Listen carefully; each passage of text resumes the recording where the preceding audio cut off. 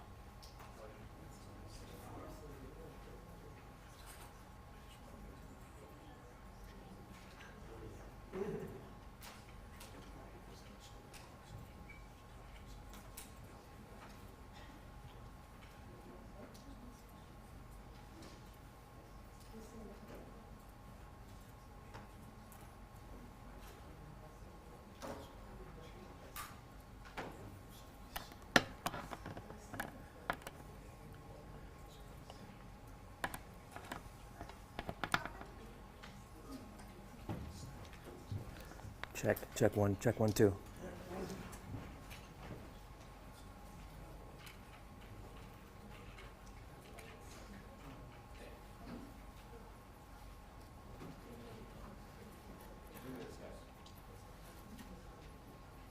We're going to start in 2 minutes.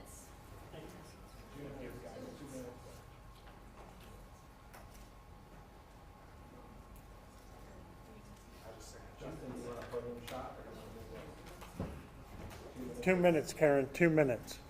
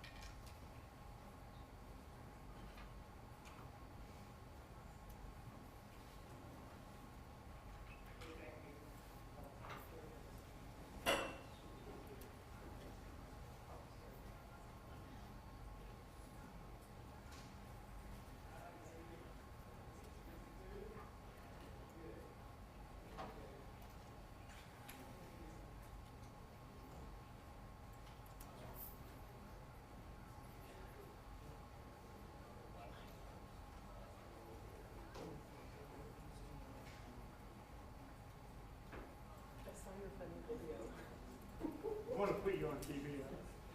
I am. You're going to be on TV. I'm going to get you guys. I want to put you on TV. Yeah, everybody's TV. I'm kidding you guys. You're all in here. We're going to have a story about behind Mike's story.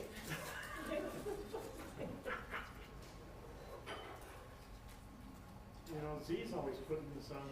I know he's so good. I know. We know who the famous people are. We know who the poor people are.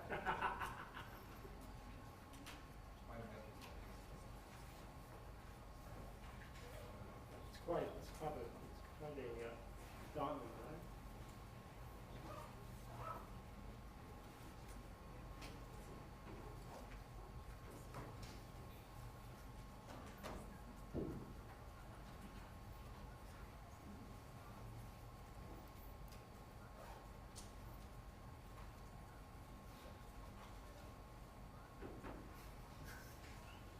Thanks for that, Steve.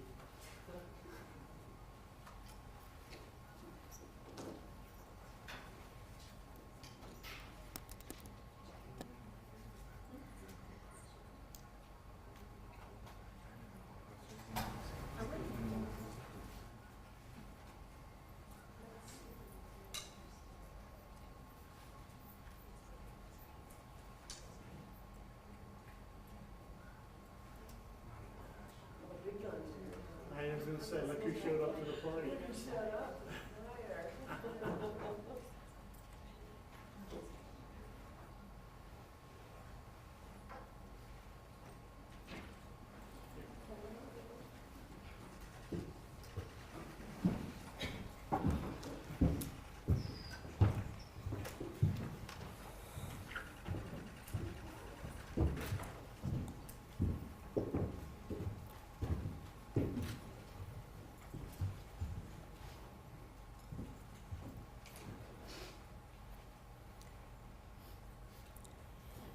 Good afternoon. I am Vicki Migoya, the Public Affairs Officer for FBI Denver. We are here today to provide another update about the ongoing investigation into the attacks Sunday on the Pearl Street Mall in Boulder. We're going to have 4 speakers today. I'm going to give you their names and I'm going to spell them. So first you will hear from Acting U.S. Attorney J. Bishop Grewell for the District of Colorado. That is the initial J period, first name Bishop, B as in boy, I-S-H-O-P, Grewell, G-R-E-W-E-L-L. Our second speaker will be 20th Judicial District Attorney Michael Dougherty. That is Michael, the common spelling, and Dougherty is D as in dog, O-U-G-H-E-R-T-Y. Next, you will hear from FBI Denver Special Agent in Charge Mark McCulloch. That is Mark, the common spelling with the K, and McCulloch, M as in Mary, I-C-H-A-L-E-K. The final speaker today will be Boulder Police Chief Stephen Redfern. That is S-T-E-P-H-E-N, and Redfern is R-E-D-F-E-A-R-N. We will take a few questions at the end, and now I'm going to turn the podium over to Mr. Grewell. Thank you. Thank you, Ms. McGuire. I'm Bishop Grewell, the Acting U.S. Attorney for the District of Colorado. On behalf of myself, my office, and the entire Department of Justice, I want to express my heartbreak and my support for the victims, their families, and the community of Boulder. I pray for those families, as well as everyone in Boulder, Colorado, and the nation who woke up this morning worried about themselves, their loved ones, and not feeling safe in their own communities because of yesterday's attack.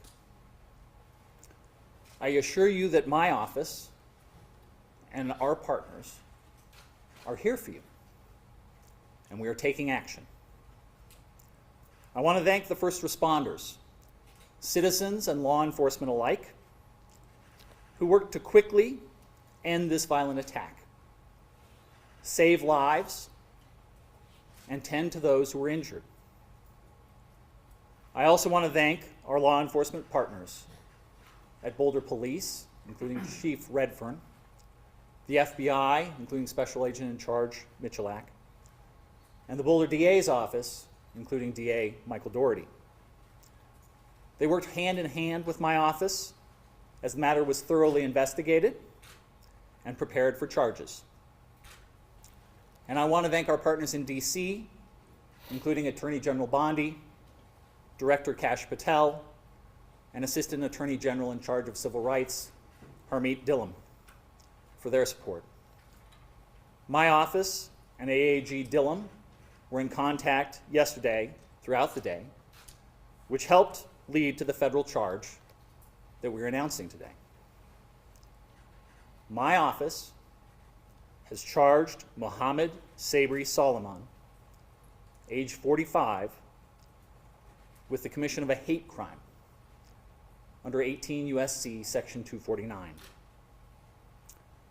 When that offense includes attempted murder, the statutory maximum federal sentence is life in prison. No one should ever be subjected to violence of any kind. But our laws recognize that such violence is particularly pernicious when someone is targeted because of their race, their religion, or their national origin. According to our complaint and the charges brought by DA Doherty's office, Mr. Soliman stated that he had been planning this attack for a year.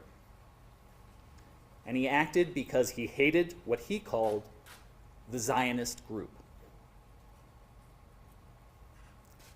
But what the charges allege that he did was to throw Molotov cocktails at a group of men and women, some of them in their late 80s, burning them as they peacefully walked on a Sunday to draw attention to Israeli hostages held in Gaza.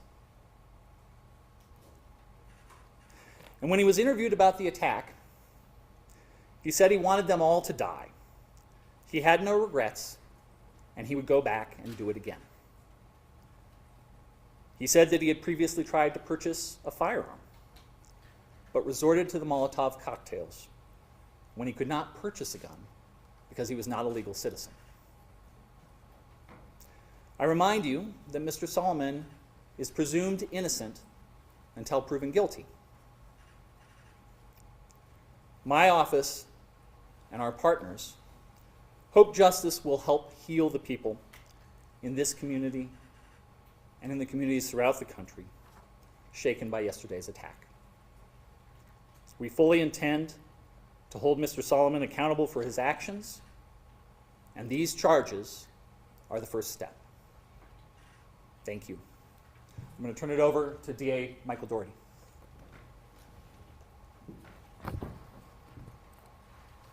Good afternoon. I'm Michael Doherty. I'm the District Attorney for Boulder County. I appreciate the members of the media who are here today so we can help provide this update to a grieving and traumatized community. What you see here today is us standing shoulder to shoulder, ensuring that justice is done in response to this tragic and terrible attack. We stand united in denouncing hate, terror, and violence in this community. We're united in condemning acts of anti-Semitism, hate, and violence, and we're also united in a strong response to this horrific attack. I stand with this community and the people of the state of Colorado against hate and terror. And we are united in our commitment, both at the federal level and the state level, in pursuing and securing justice for the victims of this mass attack and for the communities that we serve. Boulder is a beautiful and special place, but we're not immune from mass violence or hate crimes, including violent acts of anti-Semitism that impact far too many communities across this country. And yesterday afternoon, on a beautiful day here in Colorado, a number of people participated in a peaceful walk and gathering on Pearl Street here in Boulder. It is a place where a lot of people gather every day. And the ones who joined in this peaceful gathering are now the victims of a senseless, unjustified, and horrific mass attack. And to all the victims, their loved ones, and to this community, I promise you that each one of us up here today will work tirelessly to ensure that justice is done and the defendant is held fully accountable.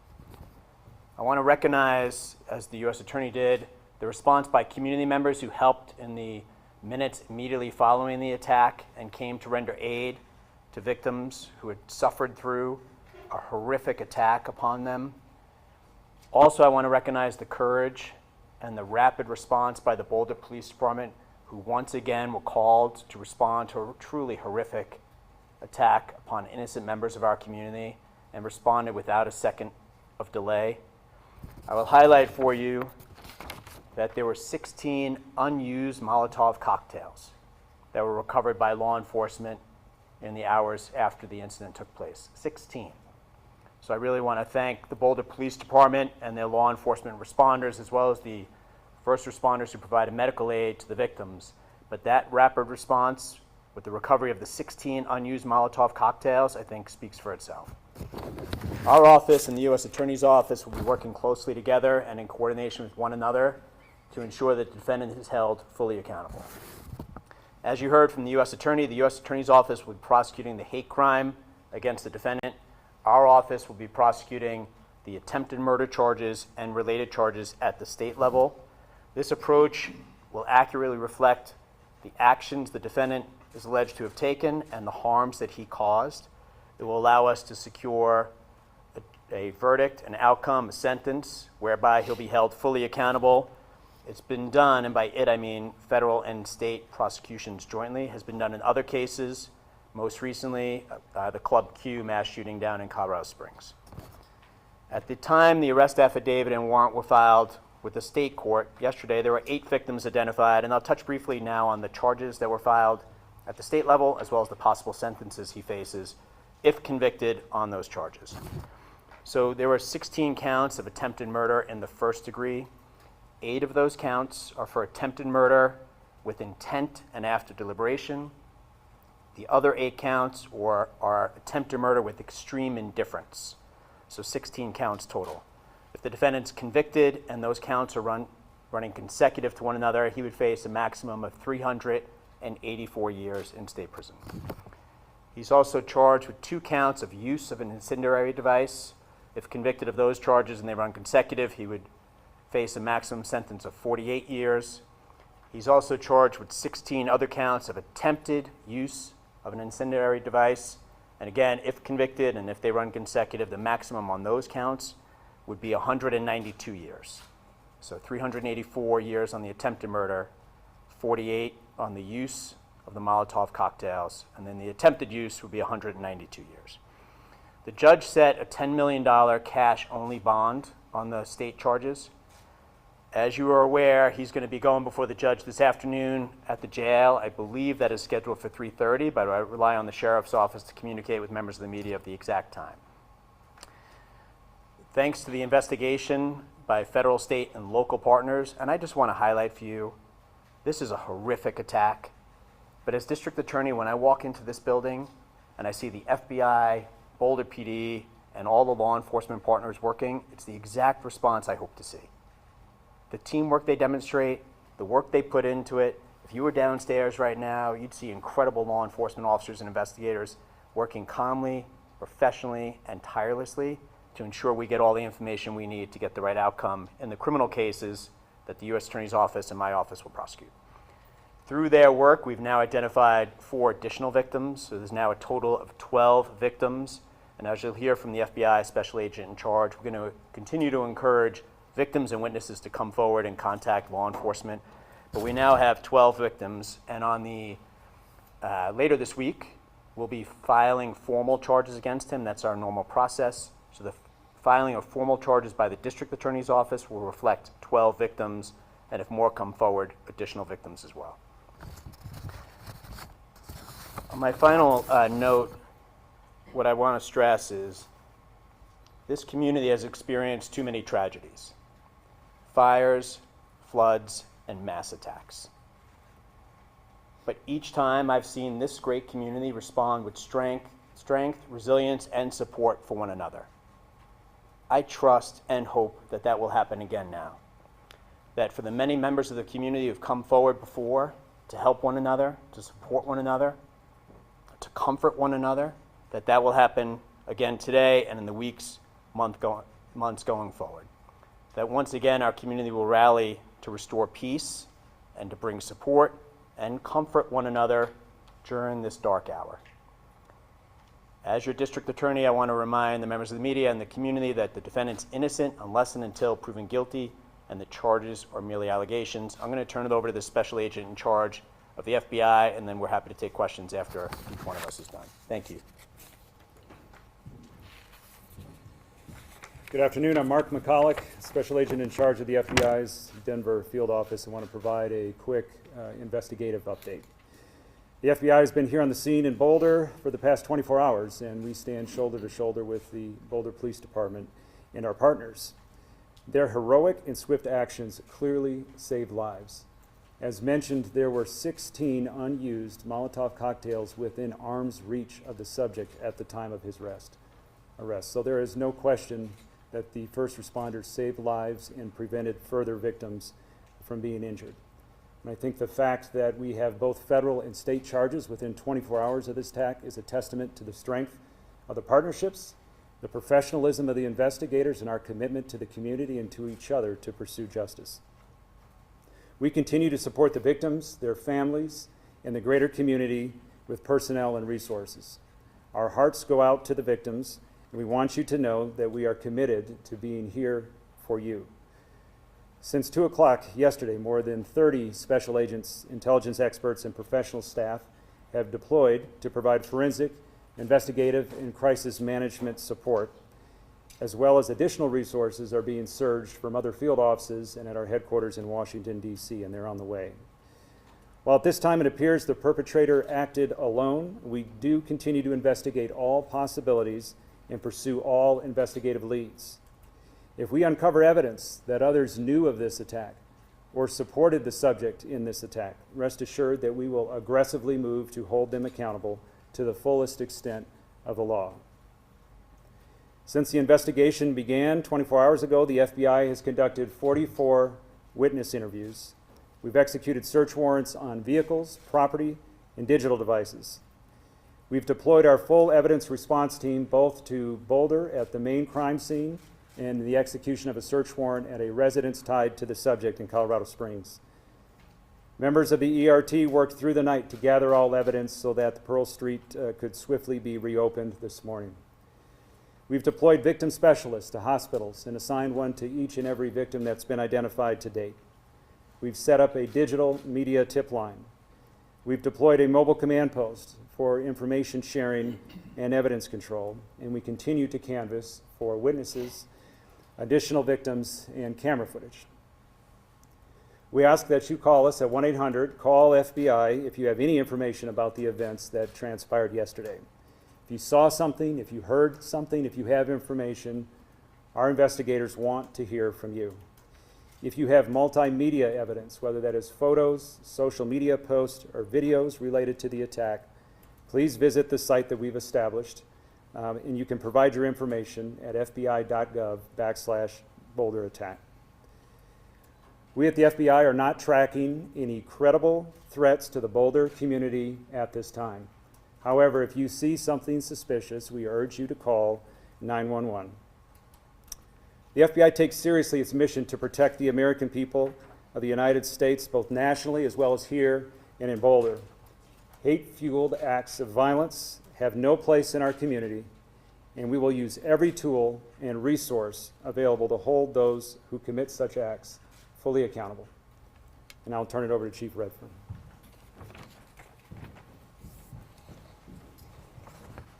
Thank you. Good afternoon. Again, my name is Stephen Redfern. I have the honor to serve as the police chief here in Boulder. I want to give a few updates from the city and the police department before we take some questions. So today, in the aftermath of this heinous terrorist attack in our city, I again want to start with thanking our partners. I think we've all alluded to the importance of partnerships. I can tell you, as I was rushing to the scene yesterday, one of the first or second calls I made was to the special agent in charge, because no matter what this ended up being, I knew we would need help. And once again, the FBI, all of our state, local, and federal partners have stepped up, and we are absolutely in a really good place for 24 hours into this investigation, in my opinion. Michael Doherty alluded to it, but the work that I've seen in this building and out on the street in the last 24 hours is remarkable. And every single person working on this investigation is doing their job above and beyond to bring justice to these victims, including the men that stand behind me here, and I'm grateful. The scene, as you may know, around 2 in the morning, we released the scene. So as of this time, we have no active closures in downtown Boulder. We have no areas closed off. We spent an extensive amount of time yesterday up until the early morning hours today with bomb dogs, our bomb squads, ensuring that there were no other threats in the area, and people were allowed after midnight to go back in, get vehicles, and businesses have been allowed to reopen if they so choose. I can tell you this morning I walked down Pearl Street with members of my team. I interacted with a lot of business owners, community out there, And the way I felt leaving there was I was heartened. I was heartened by the resilience of our community, the positive attitude that people had, the understanding of the inconvenience of yesterday with businesses having to close. And really, I walked out of that thinking, you know, we're going to be okay. Once again, as a community, we're going to recover after coming together. A little bit more on community. So we are aware of events this week. We're aware of things coming up in the next, we're looking 7 to 10 days out at other events, and we are going to ensure, along with our partners, that we have adequate coverage, law enforcement coverage, security at any event that's taking place this week. We want to ensure that people feel comfortable and safe in this community gathering and remembering what happened, as well as any other planned events that we have. We will be relying upon our partners, such as the State Patrol, to ensure that we have proper coverage where people can feel safe. Before this attack, we had the Boulder Police Department, the City of Boulder, had very strong relationships with our Jewish community. We even have an officer assigned as a Jewish community liaison with Boulder PD. Those relationships have paid off dividends during this attack, and I know going forward in the aftermath, we're going to continue to work with our community. I've been in contact via phone, email, and text throughout the day and last night with members of our Jewish community.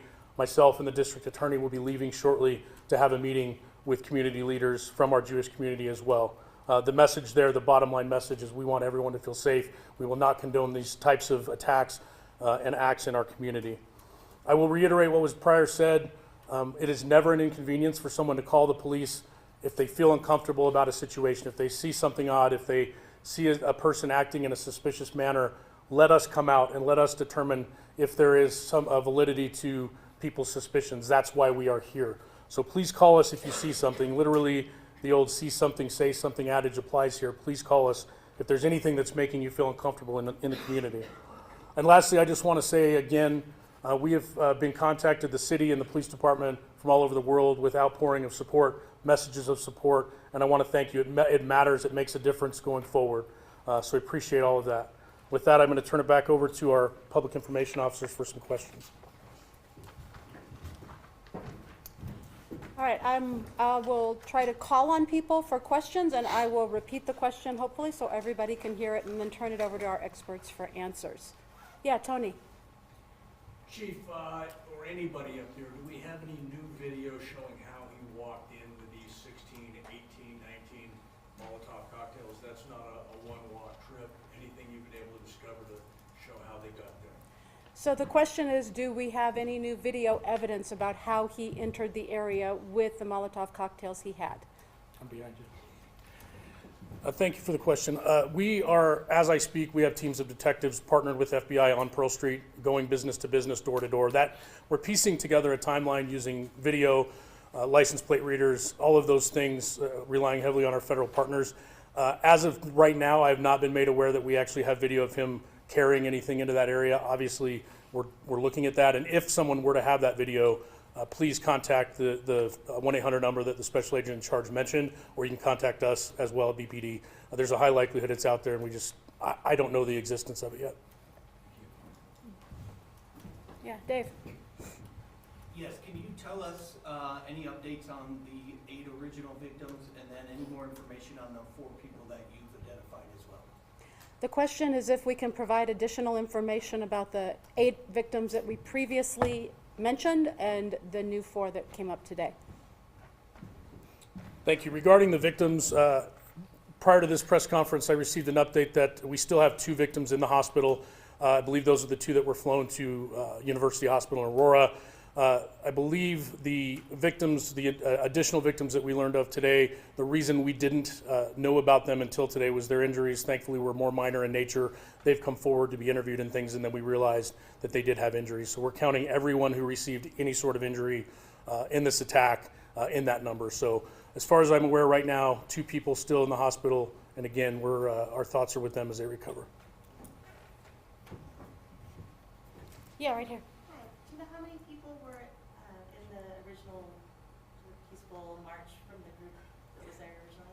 So the question is, do we know how many people were participating in the group's peaceful march on Sunday?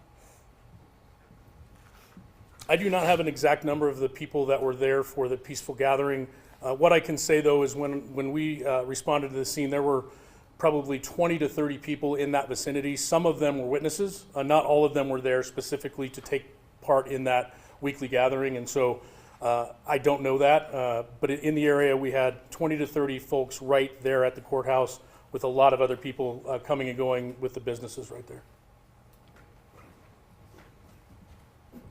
Yeah, we're here. For the U.S. Attorney, this was initially classified by the FBI as a terrorism investigation. Is the hate crime charge a terrorism charge, or did something change in the charging decision? So the question is for the U.S. Attorney's Office about the fact that yesterday terrorism was mentioned and we see a hate crime charge today, and can we explain that? Yeah, so we've moved swiftly to charge quickly, just to send the message to the community that no acts of anti-Semitism are going to be tolerated and there are severe consequences. Just because there's only one charge that has been made so far doesn't mean that we're not considering other charges that could come in the future. Yes. Can we get some clarity, Chief? We're hearing UC Health says they have 3 victims there. Is it 3 or 2? Question is about victims at UC Health. I don't have that clarity that you're asking for regarding the number. We've been told 2. It's possible it's 3. We may be not having updates on if people have been released. We can absolutely follow up with that number. We can firm it up after this and put that out. In the back with the hat. Was there any prior knowledge of Soliman as a potential threat before yesterday? So the question is, was there any prior knowledge that the perpetrator was a threat?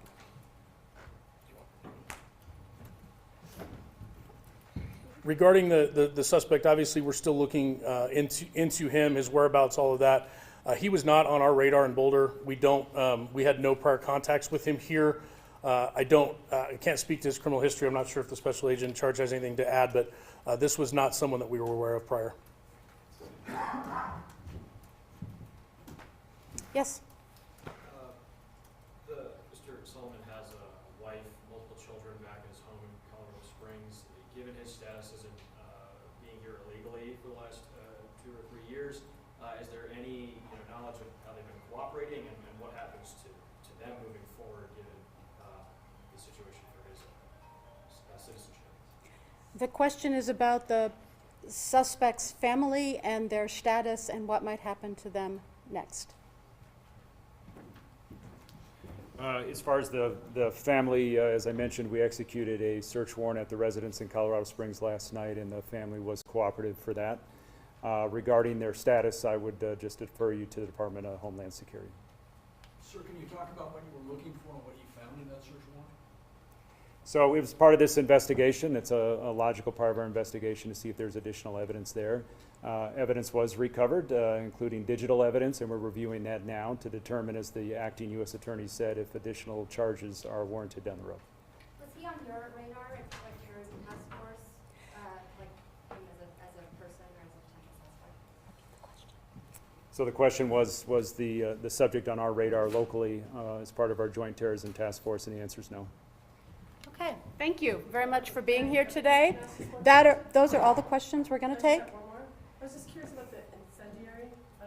What are they made up of? Are you allowed to talk about what they're made up of, or what is this actual devices that were used?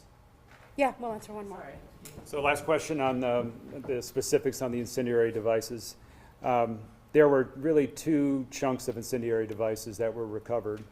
We've referred to Molotov cocktails, which are like glass jars with material in them that are combustible, flammable, like gasoline, and then a rag that's used with a fire to ignite them and throw them. In addition to that, it appeared he had a backpack for like a weed killer, but that contained flammable liquid in it as well. How many were used? All right, so later this afternoon, I can tell you that the U.S. Attorney's Office will have a brief news release that will be made public. We don't anticipate another large media briefing at any time in the future, but the prosecutor's offices, both the district attorney as well as the U.S. Attorney's Office, will have updates for the media as their cases proceed. And now at this time, our principals here do have another meeting to attend, as they referred to. So thank you very much for coming today.